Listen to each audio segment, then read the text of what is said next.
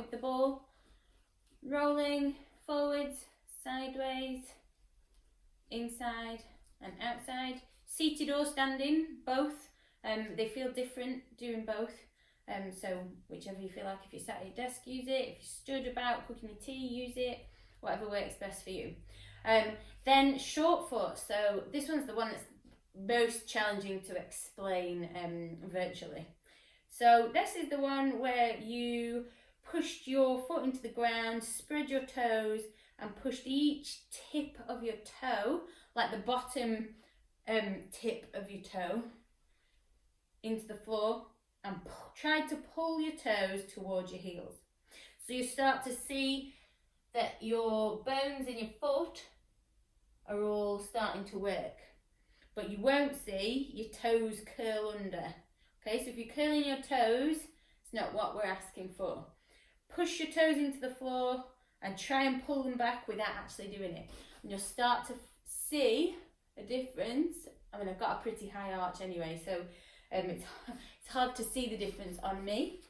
But down, and imagine if somebody had a piece of paper in the front here under your toes, you're just stopping them being able to take that piece of paper. Another one, if you've got a band, for foot health, you can just roll out into the band like that.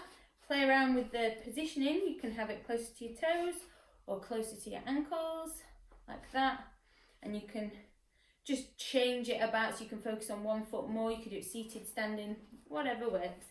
And then it was toga, so using your fingers to get between your toes, pulling and pushing your toes, pulling them apart. I don't know if you can see. Pull apart like this,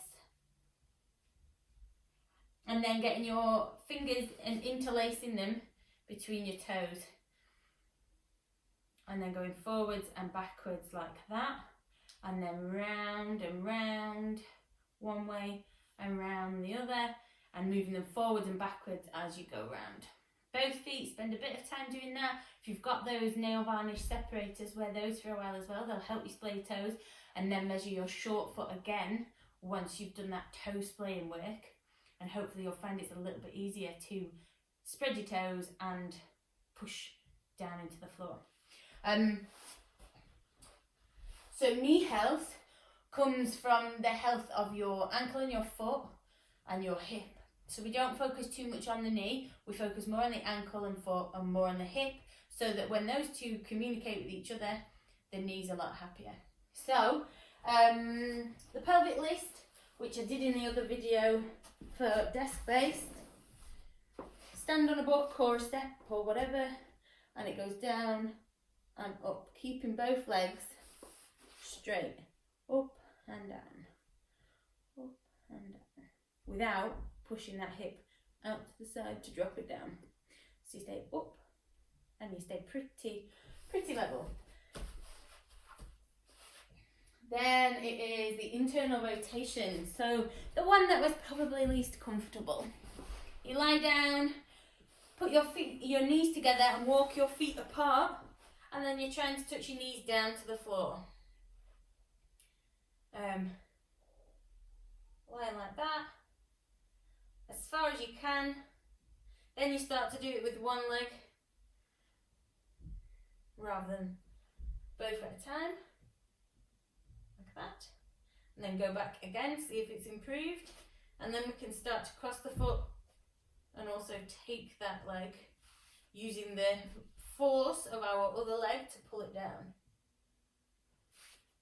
And again, see it like that. And then to 90 degrees.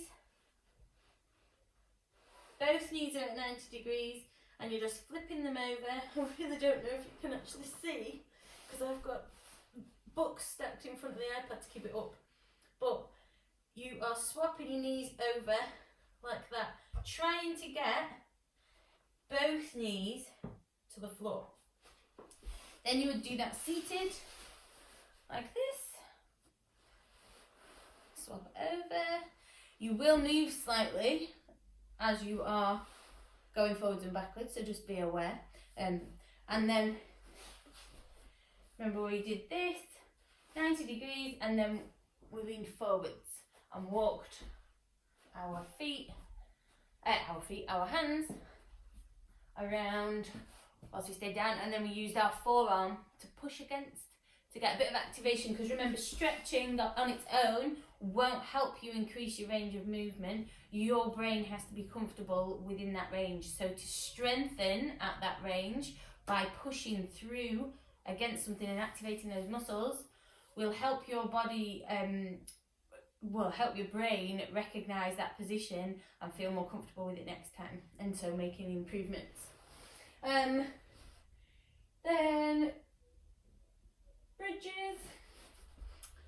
So lying down again, you would have feet in different positions. So first one, feet are hip width and knees are hip width, and you go up and down. Squeeze your bottom at the top and take your full back down. So don't just tap your bum down and leave a big gap. Up and down. Next one, feet together, knees together, up and down. Slightly more challenging. Up and down.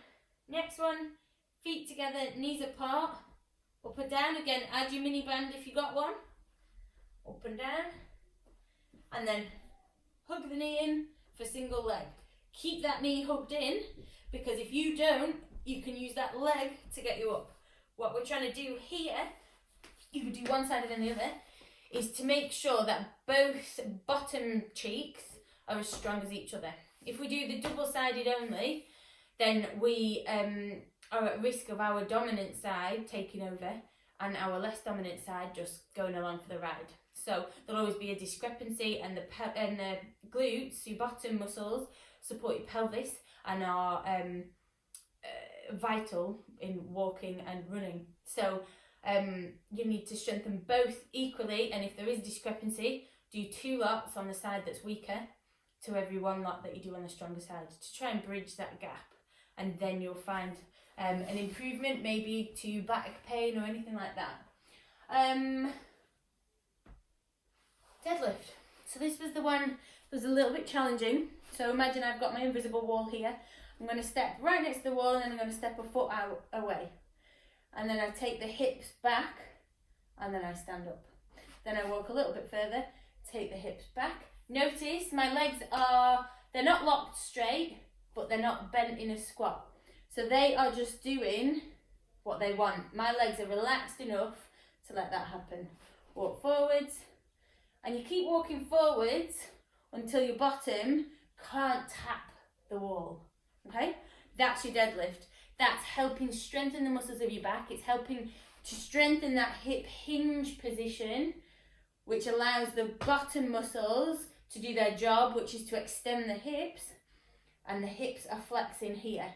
Yeah? Being sat all day, those hips are mega flexed, and that bottom is so long that it can't do its job necessarily. So if we go off and do a run after work, and we've been in that position for most of the day, then it's not going to happen injury-free for long.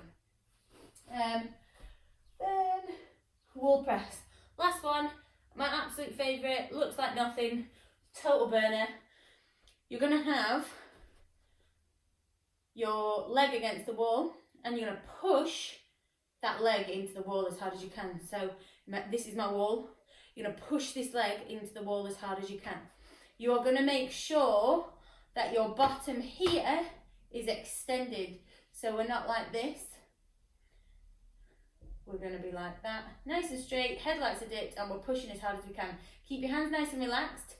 You can either put them both behind your back, one in front of the other, but don't grip them like that.